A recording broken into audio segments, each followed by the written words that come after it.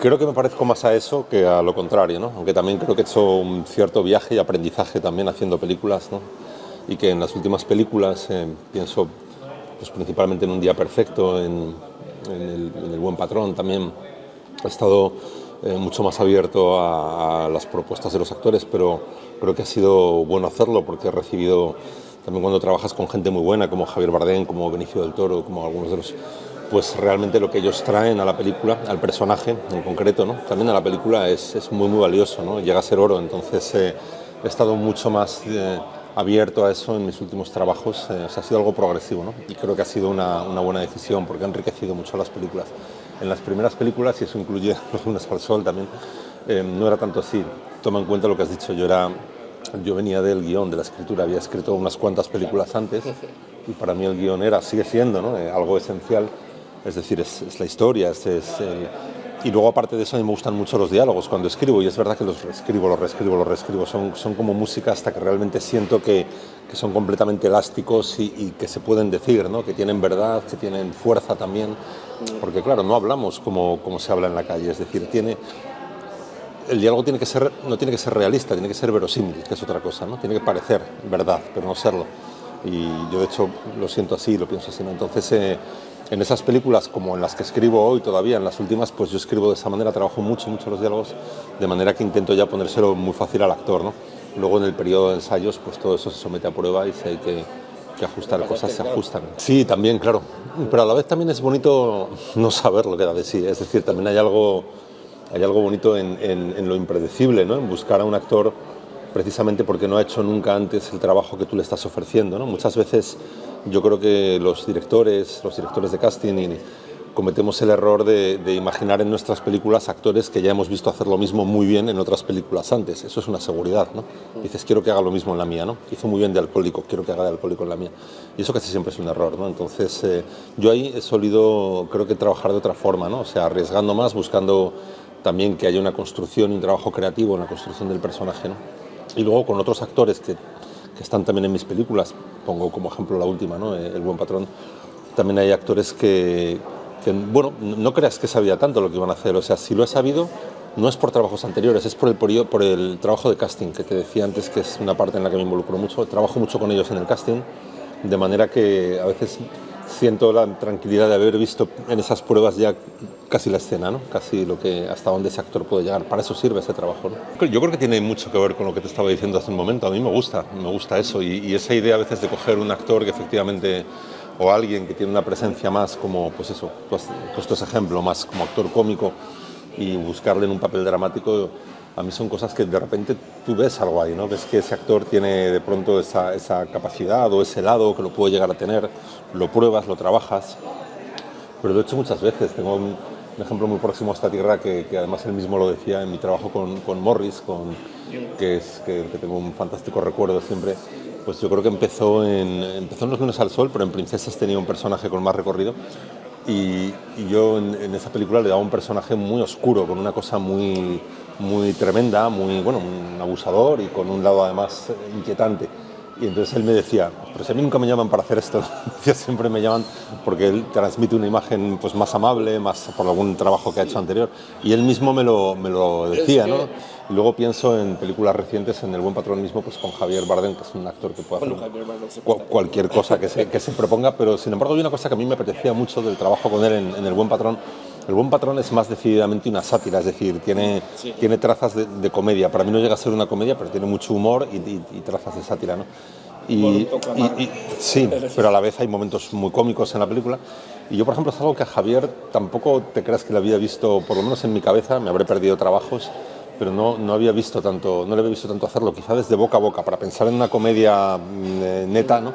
Tengo que irme a boca, de la que han pasado muchísimos años, ¿no? Y en medio no sé si tengo un recuerdo de una película, personajes con humor desde luego, para empezar el Santa de Los lunes al sol, pero con momentos con un registro tan cómico, no los había visto y fue un placer encontrarlos con él, trabajarlos con él, modularlos, buscarlos, ¿no? Y todo ese proceso para mí con Javier era casi nuevo, ¿no? Habíamos hecho 2 películas, pero nunca con tanto humor, ¿no? Un guión es una obra cinematográfica, no es una obra literaria, ¿no? Y eso no le quita ni un gramo de relevancia o de importancia, ¿no? Porque la escritura cinematográfica es muy diferente a la escritura literaria o narrativa, ¿no? La escritura narrativa es muy diferente, pero también tiene muchos condicionantes y requiere también de una habilidad, ¿no? A veces, y de unos conocimientos, es decir, a veces uno piensa que escribir es escribir, y no, yo digo, eso es redactar, no es escribir, son cosas diferentes, ¿no? Escribir, por supuesto, literatura o narrativa, pero también, de la misma manera, cine. La escritura del cine es muy compleja, o sea, tiene características muy distintas a la literaria, ¿no?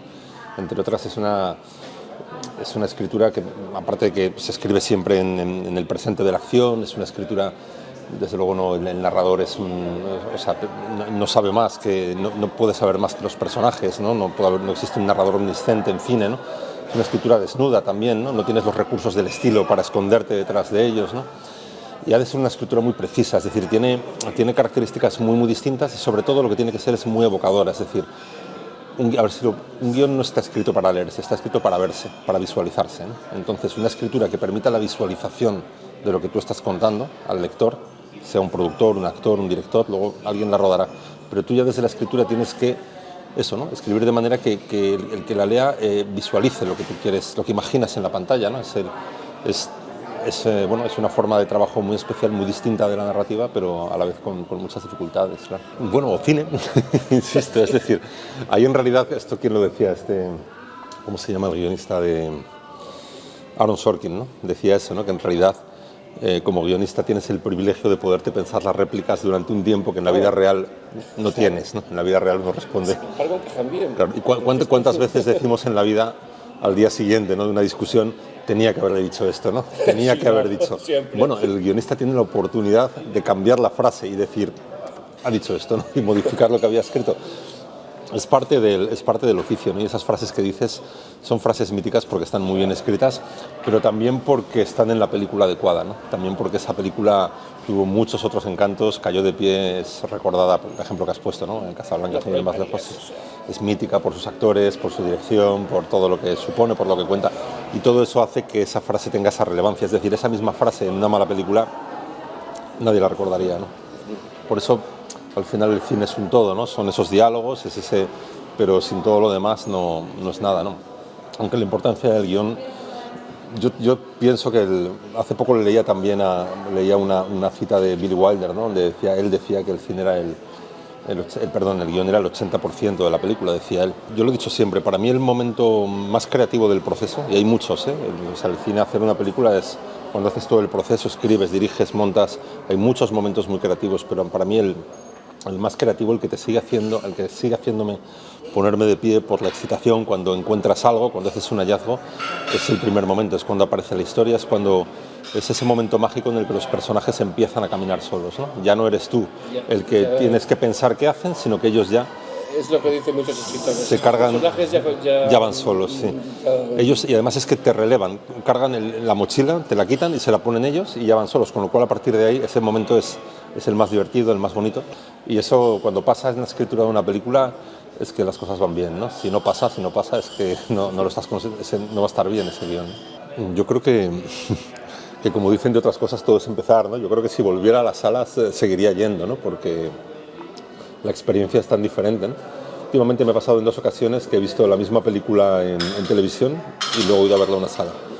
Por ejemplo, me pasó con Anatomía de una caída y hace poco también con Toro Salvaje, cuando la estrenaron en salas, ¿no? La había visto antes en televisión y es otra experiencia, ¿no? Es decir, si haces ese ejercicio, notas la diferencia que hay y cómo esa diferencia es a favor del visionado en una sala, ¿no?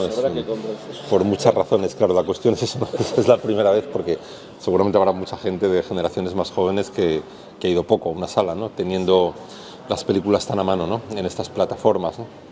Que se han convertido también en eso, ¿no? Son enormes contenedores que tienen una oferta tan grande y yo creo que sobre todo ahora ver cine de esa manera se ha convertido, o sea, ver cine a través en casa, conectándote a una plataforma o a 2 o a 3, es algo pasivo, es un acto pasivo. Es decir, no vas en busca de algo, sino que estás allí y dices, bueno, a ver qué encuentro aquí que me interese, que es bastante difícil a veces encontrar algo, ¿no? Y ir al cine es una acción pasiva, ¿no? Activa, es justo lo contrario. Y cualquier cosa que hagamos de manera activa siempre va a ser más interesante y le vamos a encontrar más disfrute. Sí, pero es más difícil porque ya ahí en tu predisposición es otra, ¿no? Cuando tú vas a ver una película a un cine, tienes claro tienes claro que quieres ir a ver una película y quieres verla en una sala, o sea, te movilizas, ¿no? Como espectador, es activo, ¿no? Y sin embargo en casa es una acción pasiva, que eso hace que muchas veces pues la gente cambie de película 3 veces a mitad de visionado, ¿no? Y ese tipo de efectos que todos conocemos que son muy perniciosos, porque claro, como hay otras 300 esperando, dices, bueno, esta ya la dejo de ver y empiezo a ver otra, ¿no? Ese que has dicho es uno de sus orígenes, o sea, tiene varios, como todas las historias, ¿no? Las historias no nacen de una única cosa, ¿no? Es muy raro eso, es muy raro. Y esa película pues tiene varios. Una es verdad que, o sea, la rodé siendo joven, pero me la inventé 5 años antes siendo todavía más joven, ¿no? La historia. Y tiene que ver con varias cosas. Una es en un momento de desencuentro con mi familia de decir, esto está mal inventado, ¿no? Esto tiene que ser más fácil. Esto es por qué tengo yo que aceptar cuando yo lo que quiero es inventarme. Bueno, igual tenía 19, 20 años. Y eso sale, o sea, si es que al final creo que casi cualquier proceso de escritura y creativo sale de un desencuentro con la realidad, ¿no? O sea, el llamado cine social tiene eso, pero esa película, que no sé si se puede calificar así, también lo tiene, ¿no? De un desencuentro con tu realidad que dices, a mí esto no me gusta, ¿cómo sería mejor, no? Y entonces me invento ese argumento de familia que conoces. Luego, aparte de eso, en esos días o en esos años también, donde le iba dando forma poco a poco a la historia, también sucedió en algún momento eso que dices, ¿no? Que de repente yo terminaba en una cena navideña, en una cena familiar, ¿no? Diciendo, todos estos son actores, están diciendo todos lo que tienen que decir. Y inmediatamente se convirtió en mi cabeza al ocurrírseme, porque pensé eso y inmediatamente dije, bueno, ¿y si lo ruedo tal cual? Es decir, ¿y si hay alguien que se hace una familia a medida, ¿no? Y entonces me parecía, por un lado, una metáfora muy clara, muy directa de una determinada consideración de la familia. Mira, o sea, yo te diría que sí por dos razones. Bueno, primero tengo una experiencia muy reciente de visionados. Es una película que se utiliza mucho en institutos, se utilizó mucho en su momento, pero todavía hoy, hace apenas unos meses, participé, se hizo un coloquio, ¿no? Después de una proyección en Madrid con un instituto puedo decir que fue un gran visionado y que la conversación posterior fue muy rica, ¿no? Muy interesante con los chicos, porque de alguna manera se sentían identificados con una de las 3 maneras de estar en el mundo de esos 3 muchachos, que son muy diferentes por otra parte, ¿no? Porque al final uno sabe que es Manu, otro sabe que es Ray, otro sabe que es Javi, ¿no? Porque encarnan 3 formas distintas de relacionarse con la realidad que viven, ¿no? Que, como has dicho, no es una realidad fácil ni es la más cómoda, pero tampoco es abiertamente marginal, ¿no? Tampoco es... Y yo creo que eso tiene que ver con una cosa, que es que cuando escribes, en realidad intentas que las historias perduren, ¿no? Es decir, que no escribes de una manera coyuntural para la gente que va a ir al cine mañana o pasado mañana, sino que tiene la aspiración de que las películas resistan el paso del tiempo, ¿no? Y de que cuando esa película se vea en un cine, dentro de una filmoteca o de madrugada en un canal cualquiera, en una plataforma, dentro de 40 años, le hable a la persona que la está viendo, ¿no? Aunque todo haya cambiado mucho en algunos sentidos, todo habrá permanecido igual en muchos sentidos también, y eso es de lo que creo que está bien que hablen las películas, ¿no? De lo esencial de lo que permanece, ¿no? Hay otras formas de hacerlo, ¿no? Quizá lo que comunicamos sigue siendo lo mismo, ¿no? O sea, quizá dices, pues ahora hay móvil y antes no lo había, ¿no? Eso sería un cambio muy visible en una película como Barrio, porque sería así. Pero a la vez, lo que se dirían, lo que no se dirían, lo que se ocultarían, seguiría siendo lo mismo, ¿no? Si entre 2 amigos uno oculta a alguien a otro, se lo va a ocultar en persona y se lo va a ocultar a través del móvil. Antes, y es trágico, se hacía y se sigue haciendo bullying, que es una cosa terrible en persona, y se hace a través del móvil. Es decir, al final los móviles lo que hacen es como amplifican a veces o potencian pues las maneras que tenemos de comunicarnos, las buenas y las malas, ¿no? Entonces, por eso digo, ¿no? que sí creo que en lo esencial eso permanece, eso no ha cambiado. Es decir, se va a hacer de manera presencial o en persona, se va a hacer a través del móvil, pero al final lo que se hace es lo mismo, ¿no? Sí creo que hay, como dices, mucha más información y que eso hace que todo sea... o sea, creo que eso también puede generar mucha confusión. Yo creo que una figura como la de Elías es difícil encontrarla hoy porque era un productor único en muchos sentidos, ¿no? Había, no sé, una cosa que siempre valoré y es obvio, está en su carrera, es su sentido también, su instinto, ¿no? Su sentido del riesgo también. Él hizo una cosa muy meritoria, que es producir las primeras películas de muchos directores, y de esos muchos directores, muchos de ellos han resultado ser grandes directores, ¿no? Por supuesto Víctor Erice, Moncho Armendáriz, Manuel Gutiérrez Aragón, Chávarri. Es decir, hay un montón de gente que luego ha probado ser de los mejores directores de nuestra industria, de nuestro cine, que empezaron con él, ¿no? Entonces tenía esa capacidad de riesgo, ¿no? De decir, yo me arriesgo, ¿no?, a hacer la primera película de esta persona porque siento que lo va a hacer bien, ¿no?, que tiene cosas que contar, ¿no? Y eso ahora es mucho menos habitual, ¿no?, que se asuman esos riesgos, ¿no? Bueno, y como ese ejemplo podría ponerte otros, ¿no? Es un poco un productor... Es un tipo muy peculiar. Es una manera de producir en desuso, sí, con mucho criterio también, lo que lo hacía muy interesante, pero también a veces eso generaba mucha fricción y mucho conflicto de la que al final aprendías y disfrutabas, ¿no? Para mí fue así también. Bueno, yo creo que lo que está mucho más perdido y es en determinados sectores sigue existiendo, ¿no? Pues eso que la conciencia de clase, ¿no?, de clase trabajadora, es decir, eso cuando empecé a hacer esa película Los lunes al sol, eso fue algo que se explicaba muy rápido, ¿no? Yo recuerdo cuando estaba escribiendo el guión, a mitad de escritura, vi en el informativo, en televisión, en Madrid, en mi casa, unas movilizaciones de los trabajadores de Naval Gijón porque estaban impidiendo el despido de 80 trabajadores eventuales, ¿no? Y para impedirlo, pues los 300 trabajadores fijos del astillero habían parado el trabajo, se habían encerrado en el astillero y estaban defendiendo el trabajo, no de ellos, sino de los 80 eventuales que eran trabajadores más jóvenes y a los que iban a despedir, ¿no? Entonces, cuando yo vi eso, dije, esto no pasa en mi industria, ¿no?, ni pasa en mi sector, esto no pasa en el audiovisual, esto no pasa en casi ninguno que yo conozco. Entonces me acuerdo que ese mismo día conseguí hablar con ellos por teléfono. Conseguí un teléfono, llamé a un contacto allí y hablé con uno de ellos. Además estaban en plena asamblea en ese momento y entonces le hice la pregunta de si podía esa misma noche ir para estar con ellos y me iba a llevar una cámara incluso, si les pedí permiso para hacerlo. No, es para mí, es documentación para una película, o sea, no es... Y entonces, como estaba en la asamblea, hizo la consulta directamente. Dijo que aquí hay uno que llama, que dice que... y en directo le dijeron que sí, y me dijo que sí, que dicen los compañeros que qué haces que no estás aquí ya. Esa fue la respuesta literal. Así que me fui al aeropuerto y estuve allí. Me fui para allá y estuve unos días. Luego volví varias veces más porque ese guión llevó mucho tiempo. Lo que quería decir, perdón por la larga introducción, es que con ellos en realidad terminé de entender eso, ¿no? Lo que ellos explicaban muy bien en sus asambleas, en su defensa de los trabajadores, lo que era para ellos la conciencia de clase, ¿no? Algo que les hacía al final conservar su identidad, ¿no? Y eso trasladado a la película para mí era muy interesante porque al final creo que la película habla sobre todo de eso, habla de cómo padece la identidad, ¿no?, en una situación tan dura como es la de estar desempleado, ¿no? De hecho, si te fijas, cada uno de los personajes tiene una respuesta distinta a eso. Hay personajes que, digamos, rinden su identidad. Sí. Es el señor que se tiñe las canas, que se cambia la ropa para parecer más joven. Sí.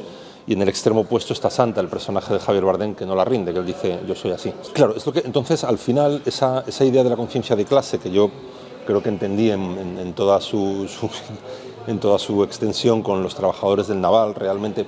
Creo que existe, me preguntabas por el estado de eso, ¿no? Creo que existe todavía en determinados sectores que casi siempre tienen que ver con la industria pesada, ¿no?, con industrias más y mucho menos en lo que llamamos profesiones liberales o mucho menos, es inexistente, es muy excepcional, cuando sucede es muy excepcional. Entonces eso que me pareció muy valioso, muy atractivo y muy interesante que estuviera en la película a través de esos personajes, es algo de lo que se habla en la película, ¿no? Hay un momento en el que alguien recuerda lo que son trabajadores, ¿no? Y eso al final es su salvavidas, esa conciencia de clase es su salvavidas en los tiempos malos, ¿no? Porque al menos sabes lo que eres, ¿no? Aunque todo vaya muy mal y no tengas trabajo. Los lunes al sol habla mucho de eso. Y es verdad que en El buen patrón quería contar, entre otras cosas, casi lo contrario, ¿no? ¿Qué pasa cuando eso no existe, ¿no? Cuando en El buen patrón se habla de una industria donde no existe, donde no hay un comité de empresa, donde no hay y donde todos los trabajadores en sus diferentes posiciones, ¿no?, y puestos y mandos dentro de la empresa, pues no hay ese sentimiento de clase, no hay solidaridad, no hay lazos, no hay apoyo. El hombre que acampa afuera, nadie cruza la calle para estrecharle la mano o firmar una tal, porque nadie se atreve, ¿no?, porque piensa que si lo hace va a ser el siguiente, ¿no? Entonces es verdad que quería contar lo mismo desde otro lugar, ¿no?, casi desde el lugar contrario, ¿no? Bueno, yo creo que es una buena explicación, sin embargo. Entiendo lo que dices también, ¿eh?, lo que puede haber ahí de idealismo, lo entiendo perfectamente. Pero también, yo no sé tú, yo conozco, sí, habla bien de él en el sentido de que, que hace un análisis autocrítico, ¿no?, o crítico de la economía de mercado al final. Yo creo que tú cuánta gente conoces que trabaje en lo que le gusta. Pero a mí me pasa lo mismo. Yo, mucha de la gente con la que hablo, incluso mucha gente de mi generación, que empezamos juntos, y que mucha gente no trabaja en lo que le gusta, ¿no? Es decir, bueno, siente que lo que está haciendo es más, o sea, concibe el trabajo más como un empleo, ¿no? Como algo, bueno, pues eso, que te da de comer, Sí, que es un... Sí, sí. salario haciendo más. Y en ese sentido, pues entiendo esa postura, ¿no? Recuerdo cuando escribí esta película, Los lunes al sol, entre lo más interesante que leí hay un libro que se llama La corrosión del carácter, que es muy interesante, que habla de todas estas cosas y explicaba cómo, pues cómo en los últimos años, que ya son lustros seguramente o decenios, una de las cosas que también afectaba más a cómo percibimos el empleo y que ha hecho que exista en menor medida esa conciencia de clase o esa solidaridad entre los trabajadores, pues tiene que ver con cuestiones como la movilidad laboral, con el hecho de que ahora uno trabaje 2 años en una ciudad, 3 años en otra. Eso pasa mucho, eso pasa en empresas como los bancos, yo tengo amigos que les ha pasado, que trabajaban 2 años en Madrid, 1 en Alicante, 3 en Toledo, y todo eso también hace que no haya esa cohesión, es decir, que al final no conoces a tus compañeros de trabajo realmente, ¿no? Con lo cual es muy difícil que esos lazos también de solidaridad y de apoyo crezcan, ¿no? Me pregunto ahora eso actualizado, qué pasa con el tema del teletrabajo, porque el tema del teletrabajo, que cada vez está muy establecido, claro, cada vez estamos más individualizados ante la empresa y ante el trabajo, de manera que si tú trabajas en tu casa y a tu compañero de trabajo solo le conoces de verle en una pequeña pantalla, en el ordenador, es muy difícil empatizar con él cuando él tenga un problema, cuando necesite de tu ayuda, ¿no? No solo porque le ves a través de una pantalla, también porque no sucede que al terminar el trabajo pues te vas a ir a tomar un día algo, o sea, todos esos lazos sociales y personales, claro. Yo creo que también, del mismo modo que decían en aquel libro, ¿no? Que la movilidad laboral también, o sea, hacía que todos esos vínculos en el ámbito laboral sean mucho más frágiles y muchas veces pues se rompe, ¿no? Se fragmenta esa unidad, ese sentimiento de clase y hace que los trabajadores también pues sean más manipulables. A mí me gustaría también, me gustaría enfocar, o sea, ver cómo lo haría, ¿no? De hecho, a mí es o sea, muy al contrario de ese dicho, ¿no? De eso que se dice. Es que ya hay muchas películas otra película sobre la guerra civil, es que hace la frase, sí, pero me hace mucha gracia, pero yo digo, ¿otra cuál? Porque ¿cuándo fue la última, no? Es decir, no, han pasado 8, 10 años, 15 años, está la película de Alejandro... Claro, pero en realidad creo que no es un comentario inocente, creo que es un comentario disuasorio también, o sea, para que no las hagamos realmente, a mí me parece que es algo que está infraexplotado, o sea, que es un tema que está...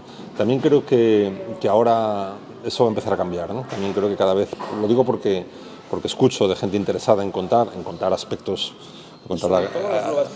Exactamente, sí. Y bueno, yo personalmente, que a mí es un tema que siempre me ha interesado y sobre el que he leído mucho y me ha llamado mucho la atención en muchos sentidos, a mí me encantaría hacerlo. De hecho, siempre he tenido algunos proyectos, algunas ideas, ¿no? Que algunas no han llegado han llegado a materializarse porque es complicado. O sea, que ya lo tenías en la cabeza. Sí.